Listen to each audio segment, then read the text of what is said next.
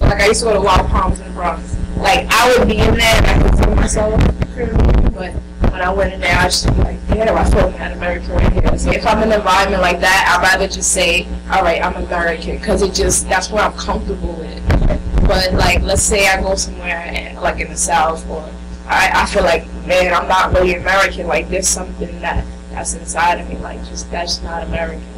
So it's like hard to really bring the two together.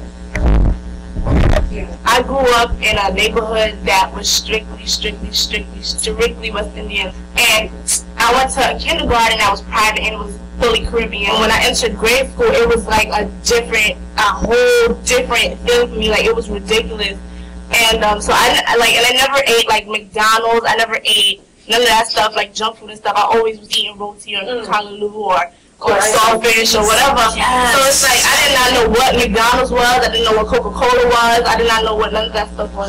She still don't drink Kool-Aid. I don't. Take a second. What if we could rewind the hood? Better yet, what if... My view of everything is that I don't have pride in my country because I'm not from here and I don't know where I'm from.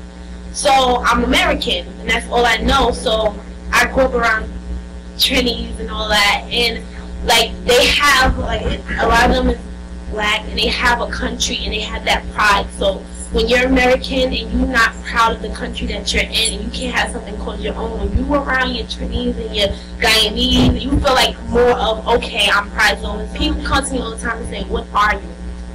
And I'm like, American, but if I'm with my Trini friends, I'm Trini for the night. If I'm at the parade, I'm rocking my Trini flag and all that. So. That's how I feel. You know what I'm saying? Because I'm Puerto Rican, black, and Cherokee, but my family doesn't have a strong connection with their heritage, you know. So I feel like I have to. I'm the kid that wants to, know his background. You know, so I talk to my Puerto Rican grandmother. She's been here so long that she doesn't really identify with that part of herself anymore. So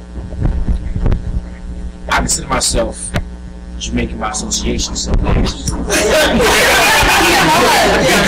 because the music I listen to, the food that I eat, all that stuff influences me to be who I am. Yeah, I really do like, gravitate towards something that influences me. I'm saying I hope that these Jamaicans don't hate me for that. I have a mixed background. It's weird enough being half black and half white. Like black side, I'm also like half Jamaican and half Malaysian. So that's just like a clash, but didn't really have to deal with that, like figuring out identities I got to purchase because I wasn't being surrounded by my own people, or just like brown people in general, to come into a school that was majority white.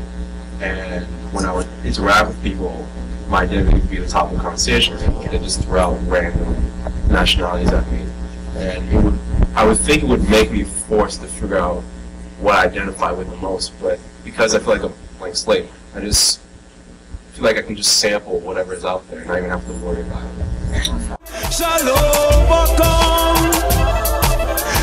I feel like that's a kind of confusion because when I entered grade school and as I became more Americanized or whatever, it's like I began to love hip hop, I began to love rap, I began to love everything about, not everything about American culture, but I definitely associated myself with American culture. But can't nobody tell me nothing about Trinidad. Because yes, some kind of drift more towards the Caribbean and some drift more towards American. But I feel like we have this instillment like, oh, this is where I'm from, but then again, this is where I live. And when you grow up in this place, you tend to take pride in it because can't nobody tell me nothing about America either. I'm fully American. Like both my parents grew up in New York and my grandparents are from the South.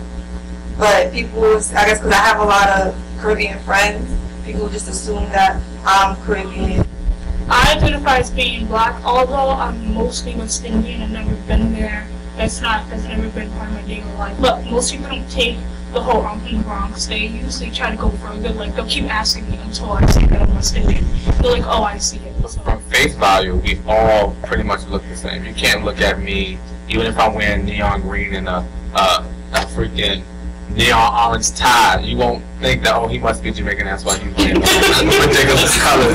But like from face value, you see us and you say, okay, these kids are all ethnic children, they're all black children. So that's the struggle that we all have to go through from a day-to-day basis. Because when people look at us, they see us either we look biracial, we got that good hair that they talk about, or this, that, and the third. That's the underlying struggle that we all go through, is being subjected to racism, and the racism is all the same. It's culture shock, so you gotta have some culture. I know that. Get up, get up, get up, get up, get up, get up, get up, get up. I know you want it. That was in better days. That was in better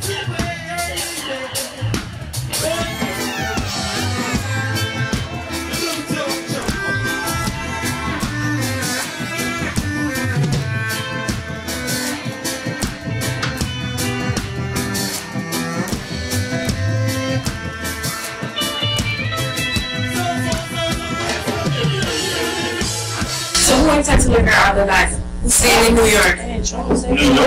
Who's staying in New York? Staying in New York? This is where the money is. That's where the money is. I'm planning on saving up my money and moving to Trinidad before I'm like 35. Cause I love America, but I mean, damn, like once I get money is over for America. Like, I don't know why that. I definitely don't want to live in New York. I've been here my whole life. I'm probably not going to go out of the country though. I'm thinking maybe Atlanta. It's still a city, and it's the new Black Mecca.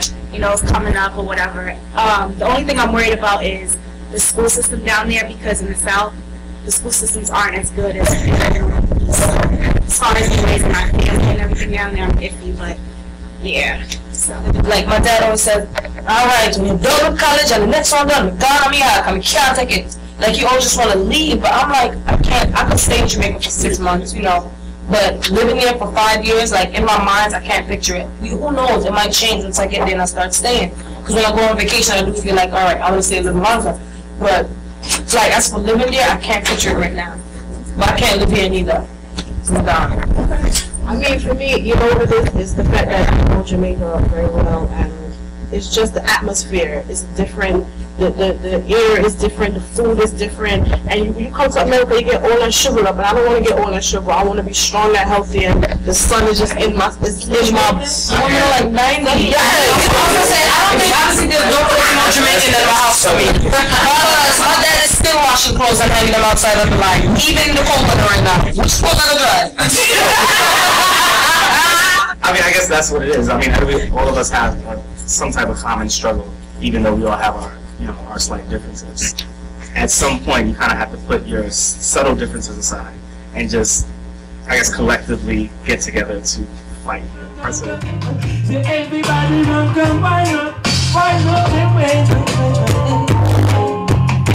Come get a little reggae taste. Come get a little reggae taste.